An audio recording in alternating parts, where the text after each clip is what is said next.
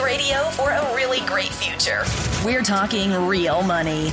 Right up front, before we do anything else, let me just share this phone number with you so we can get it out of the way and you can pick up the phone and you can call us and ask us some questions on Labor Day weekend. 855-935-TALK. That's it, 855-935-8255. It's so easy. Call us. We'll try to help you manage money better than you're doing right now. Or maybe we're just going to tell you you're doing it perfectly and you never need to listen again. That happens a lot, yeah. Unlikely, but it could happen. 855-935-8255. I'm Don McDonald, along with Tom Cock, an old man in an old hat. That is an old, I love this hat. Old hat. That is the Don McDonald Show hat, and that was dated... When? That was dated probably 93, I'm thinking.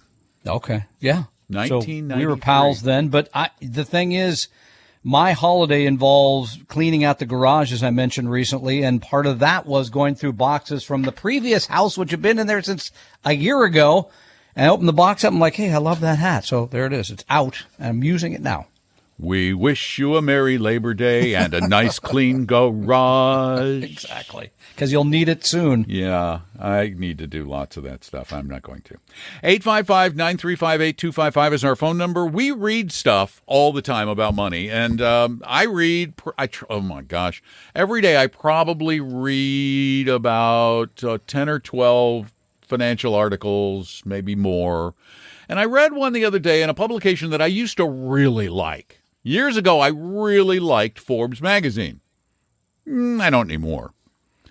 But they did a piece on passive investing and whether or not it's creating a bubble in the stock market. It's distorting the stock market. Yeah. Because so much money is going into passive funds that is the market really doing what it's supposed to do, which is find a balance between supply and demand, between buyers and sellers. If everybody's just buying the index, are they really making any choices and saying this company's better than that company?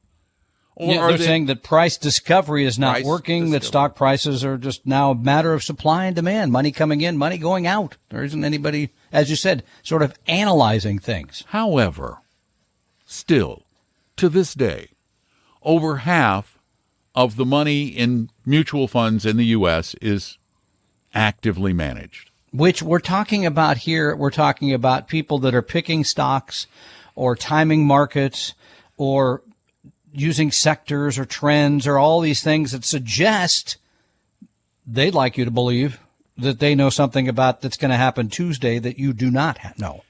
And the likelihood that all of those smarter than you people are going to admit they're not smarter than you is pretty low. They are not likely to suddenly go, you're right, indexing and passive investing works. I'm not gonna try and pick stocks or get in or get out at certain times.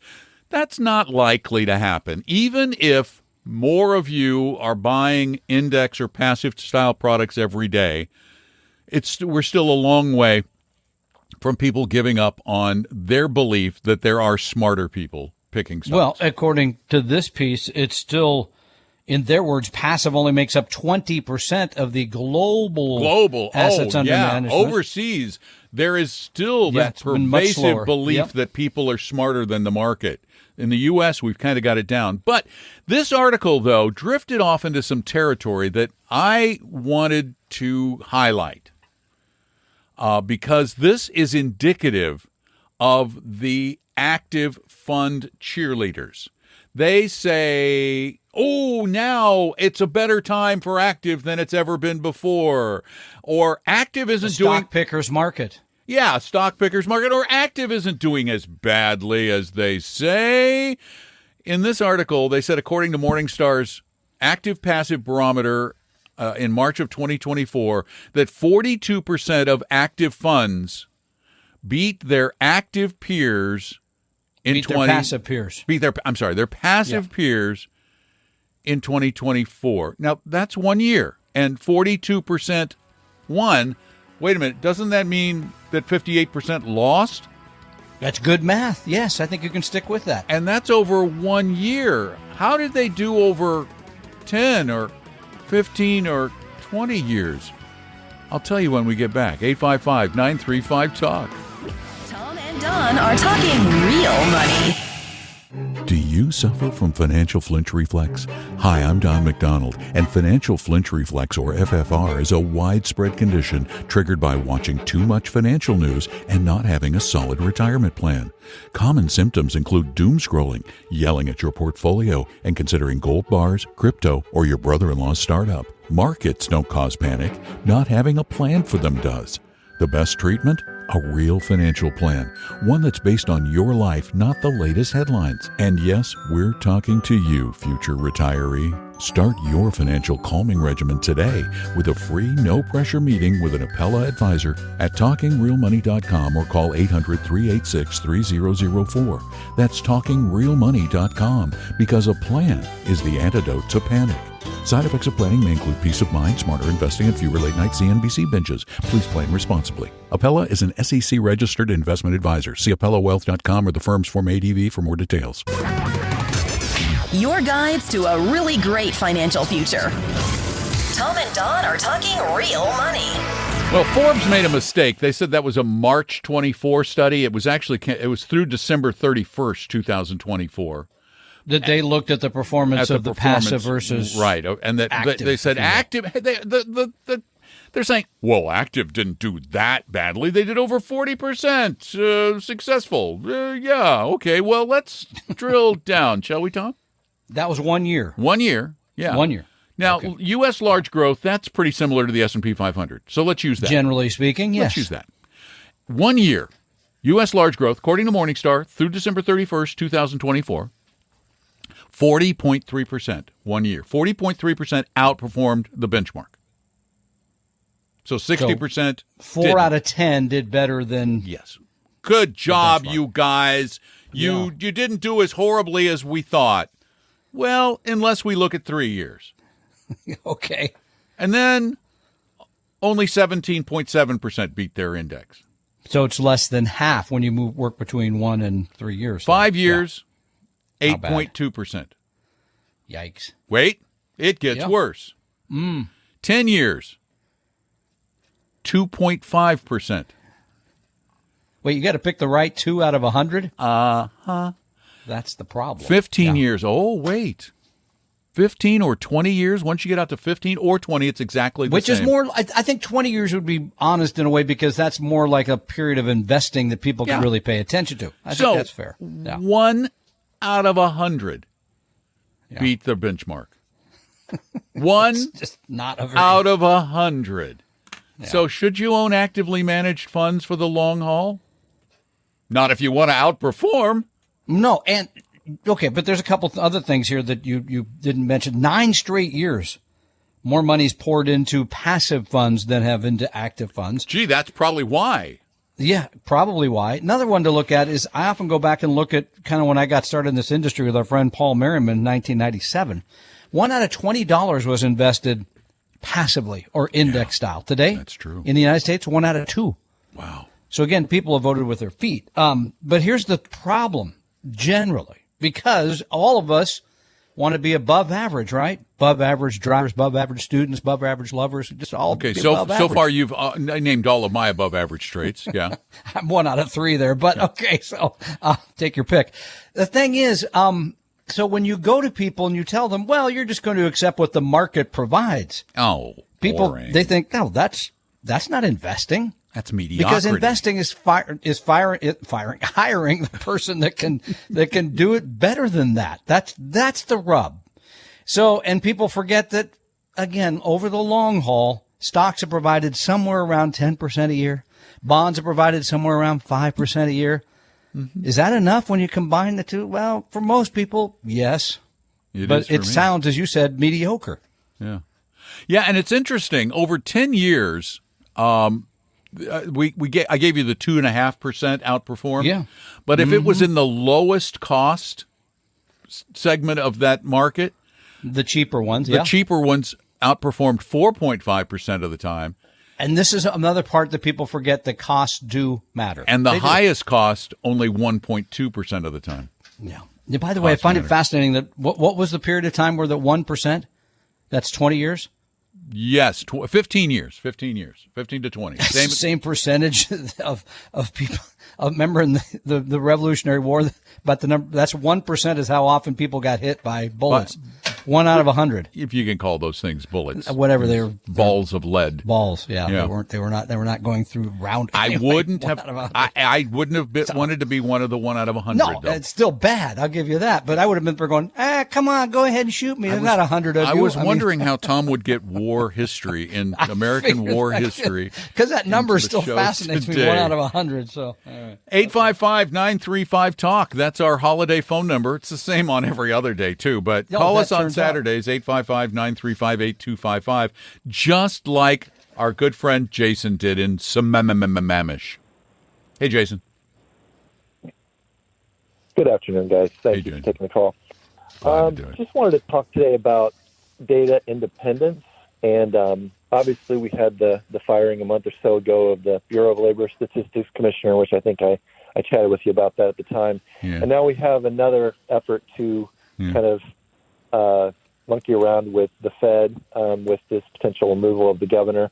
So I guess I want to ask you what your thoughts are when, and with the CPE and PC, with these numbers that come out, these are provided by the government.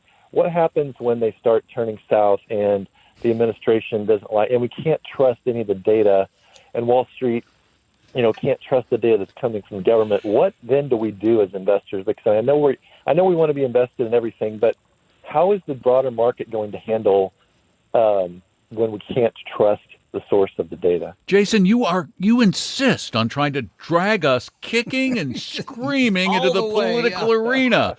You're really trying to make us go there. You notice I didn't mention any politicians' names. Well, you didn't have to, because we know who's firing everybody. And for what reason he's firing everybody. I mean, it would take a really seriously dumb person to not see why he's firing these people. He's firing these people to make his policies look better. Yeah. Period. Well, no, to enact his policy. I mean, it comes the Federal Reserve. I mean, to basically enact his policy of dramatic interest rate cuts. Yeah. He's clearly stated that. Here's what's going to happen. Here's what's going to happen.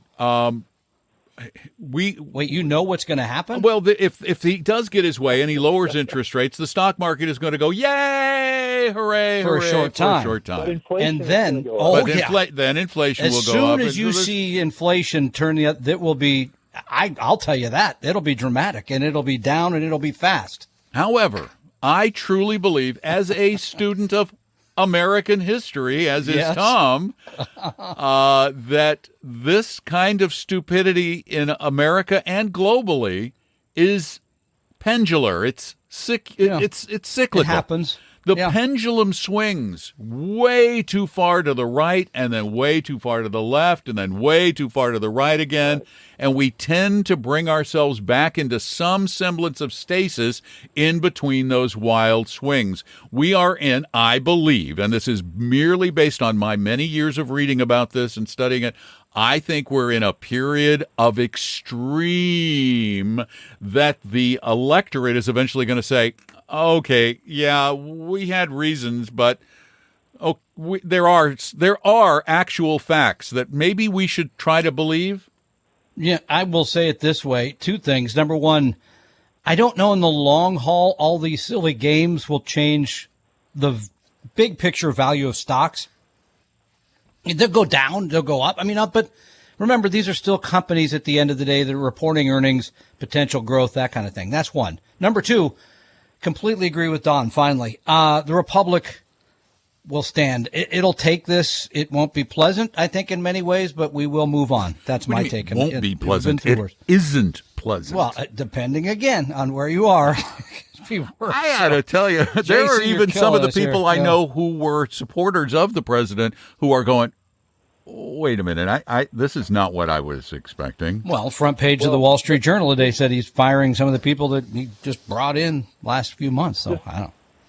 Just one final question, guys. Yeah. So if he does, get his interest rate cuts, which we know he's seeking, and we do see inflation rise, but then, do you think he'll try to then cover up the inflation numbers? Like, I'm just worried that he's going to Yeah. I think so. Over every continuing. But yeah. So but like Jason, remember. But Jason, we are the consumers. You can lie to us and tell us that inflation is only 2.5%. Sure. But as happened with the election, if I go into the store and eggs are $10 a dozen instead of $4, I feel it. And inflation is something you read about, but really you feel more than you learn it. Tom and Don are talking real money. For your real life and real future, Tom and Don are talking real money. All right, all of you regular, all of those of you who call the show on the weekends and kind of keep us going and make it more fun for us, you should be feeling very badly that you haven't called. 855-935-TALK, 855-935-8255. But thankfully for you, we have some nice listeners who picked up the slack by going to talkingrealmoney.com and clicking on the Contact Us button and then typing a question to make Tom's day when they show up in his inbox printed on, you know what he actually uses? Paper. Honest paper. Anachronism, but we're going to do it anyway. Daniel is one of those kind souls from Paulsbo, Washington. He writes, a few months ago, a person called into the radio show and the TSP was discussed. That's the Thrift Savings Plan. That's the retirement plan for federal employees. Tom mentioned he didn't think TSP had a good international offering. I don't think he was aware that in late 2024, TSP dramatically increased their international sector holdings by a significant multitude. I'm hoping that perhaps you could, on the air, talk about the TSP. Take note that we now have a decent international sector available. On a side note, I continue with my Apple review comment that Tom is still not funny. We read everything. We're putting it all out there for you. Well, okay, and you, sir, are absolutely right. They have the lovely iFund in the TSP now. But do you know what they added at the end of last year to the iFund? Well, what did they That's what he's talking about. Yeah, they added emerging markets. Okay, they added emerging to the iFund. Yeah. Oh, wait, he was saying that I thought he said they didn't have international. He said I didn't like the international fund, which I always said I don't love it because it only has developed markets. Oh, They added emerging markets. They've added like 6,000 stocks, a ton of stocks, because when you don't have emerging markets, you're missing some pretty significant and important, places. Yeah, it now companies. follows the MSCI IFA. All Country World Index, ex-US, ex-China, ex-Hong Kong. Yeah. I don't know why it took them so long to do this, but you're absolutely right, Daniel. It's a pretty decent fund. The challenge you still run into the TSP, again, is, yes, this is good. Mm-hmm. You can't do value. U.S. You can't overweight value. You don't have very much small in value in the portfolio. We've run the numbers before. It's a pretty small number. Well, you have the S fund. In terms of the percentage. You can add the S fund in. But that doesn't have much value in it. No, I was going to say, but you can get value now. You can get emerging. You can get international. You can get large cap. No, you can get small. You said value. I'm sorry, much small. Value you in can the get portfolio. small international. Yeah, I missed that. But so all you have to do is have the TSP for the bulk of your investment, and then in your Roth IRA or your regular IRA or even your brokerage account, get an ETF that is small cap value, an international small value, and international large value, and get value. And those of you who say don't want to own international small cap value, well, then you're missing out on a 33% return year to date. Wow, is it that big? 33%. I just looked at it this morning. Yeah, in just incredible. 8 months. And that's not a reason to buy it. The reason to buy it is those are a specific type of stocks that you should have exposure to. Yeah, the reason to buy it is that you should have bought it before. And exactly. You should own it. It's another opportunity for Tom and Don to tell you, we told you so. We told you for years and years you should have international, you should have small cap, you should have value, you should have emerging, you should have all of these in your portfolio, and you still persist in going, well, yeah, but they didn't do very well. Well, they don't do well right up until they do well, and the others that do well until they don't do well. Yeah. And Daniel, just for the record, I have a teenage daughter. I don't need you to tell me I'm not funny, okay? I get that right here at home. She does that every day, thank God. Eye rolling, walking away. Well, not only do you have your co-host who rolls his eyes every time. I can't see them. Oh, by the way, I do have another commercial I was working on. Oh, good. I'm not going to read it to you. I like the first one. But one of the lines is that, when you leave your meeting at Appella, we'll send you on your way with a high five and maybe a dad joke. Good point. I'm putting it in the spot. I always start every meeting with a dad joke. Okay. That's a tester to see who you really are. If you got a little sense of humor or not. And we know right then. Well, no, actually you don't, because your jokes are so bad. Well, I'll give you one of my favorite openers. No. I always give people my business card, and I say, that card is good for a free latte at participating Starbucks. And they always go, whoa. And I go, the participating Starbucks. I understand there's like 30,000 of them. There's only a few that will honor that. So no, then that you means find out if they none. are funny or not. None. I'm probably closer to the number, correct. Tom and Don are talking real money.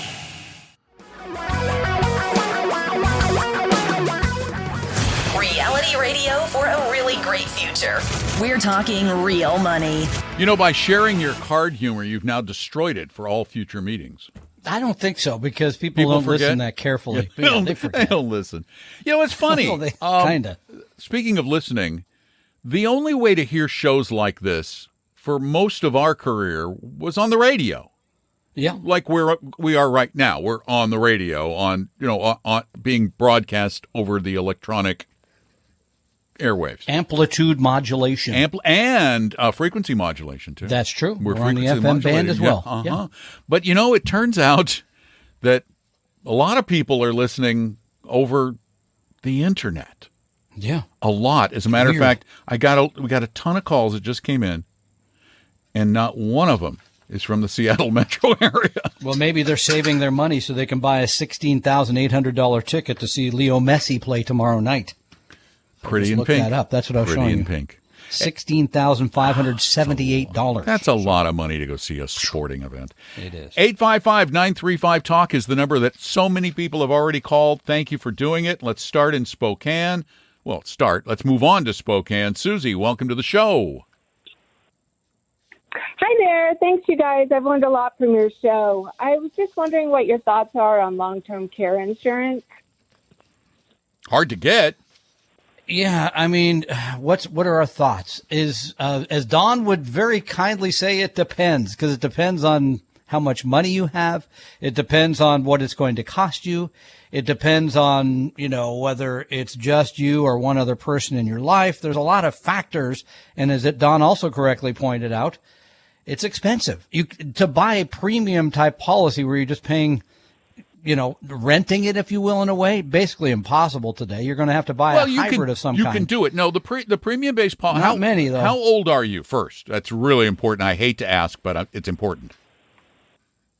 I'm 61. You're in the age now where the prices are getting ridiculous. Yeah. If you had assets, you could still probably do a hybrid policy where you give them those hybrids, a certain amount. Here's the deal. I'm not saying I favor them. I'm just saying that's an option. I've done the math dozens of times, and the reality is the benefits they pay out today are negligible. They usually have some sort of a max at about. Many of the policies, they're about $150,000 to $200,000, and once you pass that, you don't get any benefits anymore. They pay $100 a day. The benefits are so small that it starts to look attractive to put away $200,000 that you can use if you don't end up in a nursing home. Well, and to add to that, Susie, the reality is, had you been looking at this a decade ago, might have worked out. At 61, far more difficult. Yeah. It's not going to make much when financial sense. When you say hybrid policy, When you say hybrid policy, you mean like a life insurance with a long-term care rider? Or where you give them a set amount and then they pay basically the premium out of that, and then you'll use that money if you need it, and if you don't use it, a certain amount will come back to your heirs, for example. But basically, it's a life insurance. It's still a life insurance policy with a long-term care rider or an annuity. Basically, what Tom's talking about is an annuity with a long-term care rider, but that's the two big ones now. But again, you're still putting your money into something that tends not to make money and has a very small benefit most of the time, unless you get to like $1 million in the policy. So I personally, everything we do when it comes to insurance is a bet. You're betting with the insurance company, and they know the odds better than you do. So personally, I'm betting that I can cover most of my needs, and if I don't, then Medicaid steps in. Tom and Don are talking real money. Do you suffer from financial flinch reflex? Hi, I'm Don McDonald, and financial flinch reflex, or FFR, is a widespread condition triggered by watching too much financial news and not having a solid retirement plan. Common symptoms include doom scrolling, yelling at your portfolio, and considering gold bars, crypto, or your brother-in-law's startup. Markets don't cause panic. Not having a plan for them does. The best treatment? A real financial plan. One that's based on your life, not the latest headlines. And yes, we're talking to you, future retiree. Start your financial calming regimen today with a free, no-pressure meeting with an Appella advisor at TalkingRealMoney.com or call 800-386-3004. That's TalkingRealMoney.com, because a plan is the antidote to panic.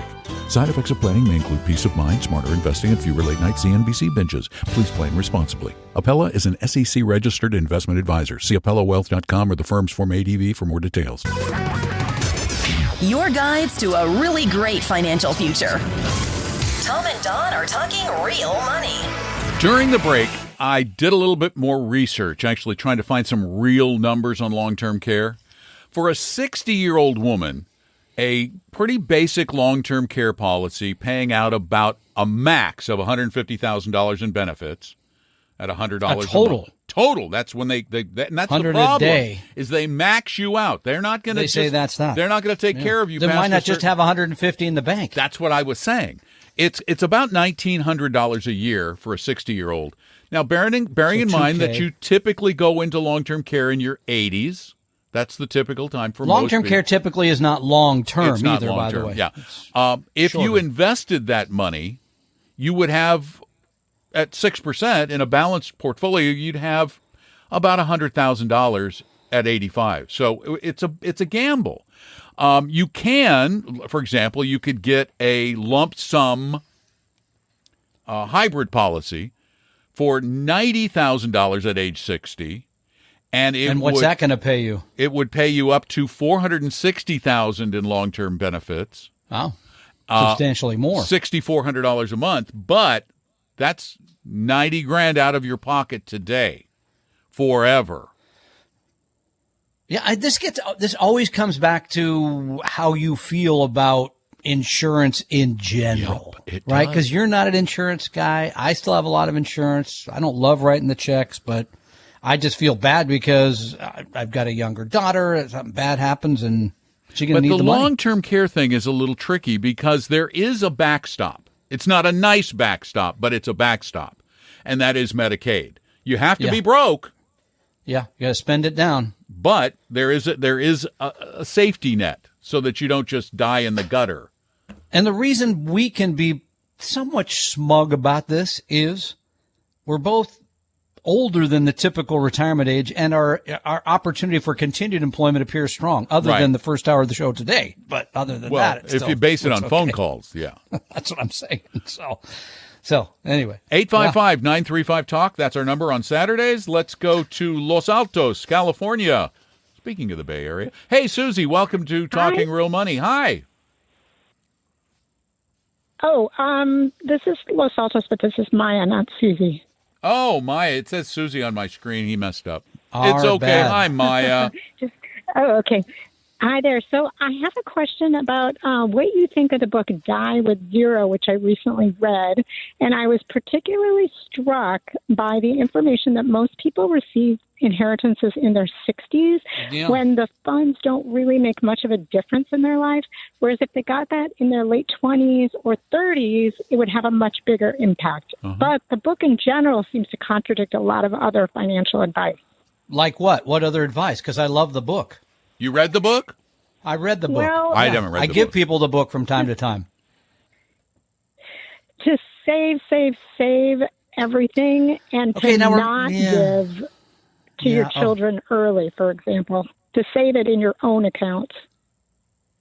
Yeah. Okay. So, a couple things. First of all, let's make sure that we present the thesis of the book, which is saving everything and not spending it, not living your life fully and then handing people this gift after you're gone is not the best way to take care of your money. The better way is, as you said, Maya, to do this as you go, right? Which some people can afford to do. By the way, the guy who wrote the book I think it was a hedge fund guy that has $1 gazillion. So he's very easily can say, look, I gave this money.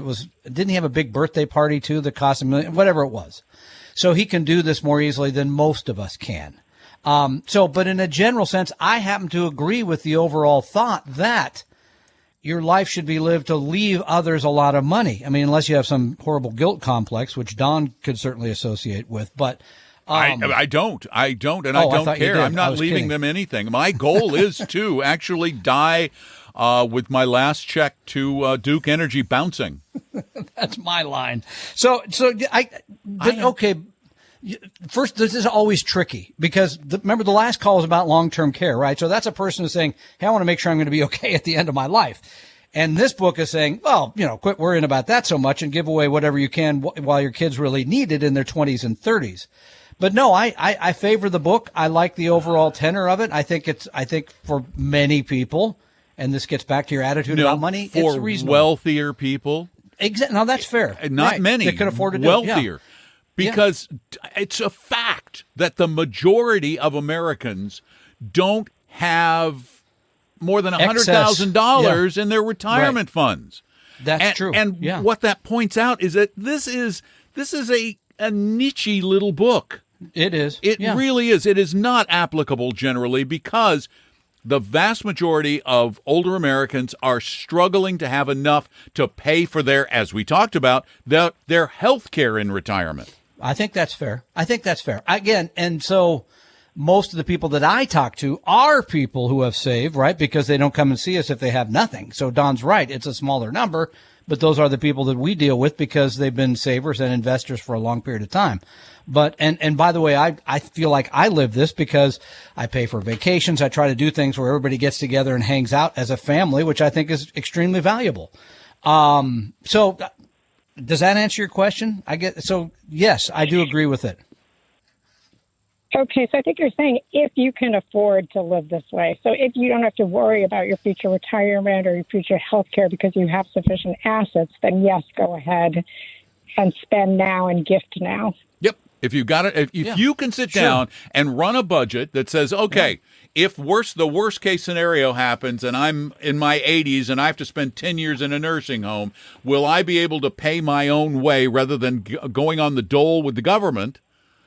Then give more money away. But here's the fact, and I just looked this up. 58% of 65-year-old or older Americans have $100,000 or less in their retirement savings. That would not be, they don't need to read this book. We'll give them that. Yeah. So, all right. Thank you so much. You're very welcome. Thank you for calling. Yeah. And by the way, Don's kids, if you're listening, well, you get the message. So they know the message. But I mean, and I am now for the first time, we've talked about this. Debbie and I have talked about this. And you too. Most of my adult life, I struggled. No. And by the way, going back even further, when you were a young person. See, now we come from people don't know this. I grew up in a very middle class, comfortable sort of environment. So money was not paramount to me as it might have been to you in a younger age. I think that develops your money attitudes completely. Yeah. Sure. But the fact is now I can afford to do that. Thank God. Yeah. But if my life had gone the way it went for most of it, I would still be struggling to save for retirement. Tom and Don are talking real money. Hey, everybody, I'm Don, that's Tom, and thank you for listening to us either on the radio or on our podcast that we'll be putting up later in the week. Let's go, finally, for the day, to Americus, Georgia. Paul, welcome to the program. Hey, Paul, what's up? Well, I was going to follow up my long-term care thing with Mutual of Omaha, and you guys kind of talked about it earlier, but pretty much the guy just went through this blah, blah, blah about renting versus owning and how you want to own things like a home. And when it all came down to it, I talked a little bit about self-insurance. He told me I was pretty much an idiot for trying to self-insure. Well, he's selling insurance. And when I said, yeah, well, and I told him, I said, well, I just read an article about a guy that used to own a lot of insurance. His name was Charlie Munger, and he recommended self-insurance. And wait, he's from Mutual of Omaha's Wild Kingdom. No, I mean, he lives in Omaha. Yeah. Pretty successful guy, too, yeah. Yeah, but pretty much their whole answer was he kept saying, own something. And it's a whole life insurance thing, and he wouldn't give me any solid numbers. He said he wanted to do a Zoom call and meet my wife. And I said, I don't need to do that. I just need numbers. But it kind of goes back to what you guys were talking about earlier with, I think her name was Susie, that you just kind of put some money aside and do it yourself. And it was kind of, I felt like it was a wasted time to deal with this insurance person, but I said something about, well, my retirement could pay for some of that. He said, no, you can't do that because you have to pay taxes on that money. I said, well, it's deductible. He said, no, it's not. It's just like, yeah, it is. You guys talk about, particularly Don, about a lot of times people selling insurance, if they're talking their line, or you didn't say that exactly, but something that close. I did kind of, yeah. Yeah. The reality is that everything, that all of us, the insurance companies, Wall Street, individual investors, whomever it might be, universities, we're all drawing down the same kind of return on our money. It's all going to be really similar. So they can't do anything more magical than you can do. They're just shifting the responsibility for worst case scenarios to them in some way, but they've got all kinds of ways out of that worst case scenario, like the maximum benefit calculation, things like that. So consider what their purpose is. The Mutual of Omaha guy is trying to make a sale. Yeah, I think you've nailed that, Paul, and you've got it all down. And again, it sounds like you made a decision that is going to be good for you and good for your family. And then just watch. So. And by the way, I think the reason a lot of people aren't listening is calling it as much today as college football. Dang, college football! I knew there was something going on. Yeah, okay. You mean that game? I'm mad at pads and everything? My team played last night, so therefore I was able to listen to the show today. So. They're all watching that Arch Manning kid. That's over. Is it over? Did he lose? Yeah, he lost. Oh. Yeah. It turned out he was not the second coming. The Wall Street Journal made it sound like yesterday, holy cow, look at this guy. So I watched a little bit. It's like, it looks rather average, like one of those young college players that without a lot of experience. So not shocked. Well, I know we're running out of time, but I did get a new dryer today. And I know you always like to talk about laundry, but I got a new dryer today. Tom, it's another red letter day for Tom. Paul got a dryer. I know. Now turn that thing on during the show because we love the sound of the shoes thumping inside it. Put your sneakers in there. Thanks, Paul. Yeah, I'll do that. But anyway, y'all have a good weekend, fellas. You too, sir. Take care. Great call. We're done. We made it through. That's it. We've covered all the bases. Yeah. Bad jokes, dad jokes, laundry room. It's all 30. We can call it. We can call it a life now. That's it. All right. Well, we're coming up on the end of the program. A couple of little notes. One, if you have questions, now that the show's over, don't call us. Only call us on Saturdays at 855-935-TALK. If you have questions otherwise, go to TalkingRealMoney.com, speak them or send them in. TalkingRealMoney.com, click on Meet an Advisor. The opinions and views expressed in this podcast were current on the date recorded. Opinions, estimates, forecasts, and statements of financial market trends that are based on current market conditions constitute our judgment and are subject to change without notice, including any forward-looking estimates or statements which are based on certain expectations and assumptions. Although information and opinions given have been obtained from or based on sources believed to be reliable, no warranty or representation is made as to their correctness, completeness, or accuracy. Information presented on the podcast is not personalized investment advice from Appella Wealth. The views and strategies described may not be suitable for everyone. This podcast does not identify all the risks, direct or indirect, or other considerations which might be material to you when entering any financial transaction. Past performance does not guarantee future results, and profitable results cannot be guaranteed. We hope you realize that the information provided on Talking Real Money is for informational, educational, and hopefully enjoyable purposes only. The podcast is not trying to get you to buy or sell any financial products or securities. Instead, the program is provided as a public service by Appella Wealth, a fee-only registered investment advisor. Please see Appella Wealth's ADV Part 2A on our website for information regarding Appella's fees and services. Appella Capital, LLC, DBA Appella Wealth, is an investment advisory firm registered with the Securities and Exchange Commission. The firm only transacts business in the states where it is properly registered or excluded or exempt from registration requirements. Registration with the SEC or any state securities authority does not imply a certain level of skill or training. Appella does not provide tax or legal advice, and nothing either stated or implied here should be inferred as providing such advice. Thanks for listening, and please visit TalkingRealMoney.com for more information and important disclosure related to performance of any specific index or fund quoted in this podcast. I think I need a nap.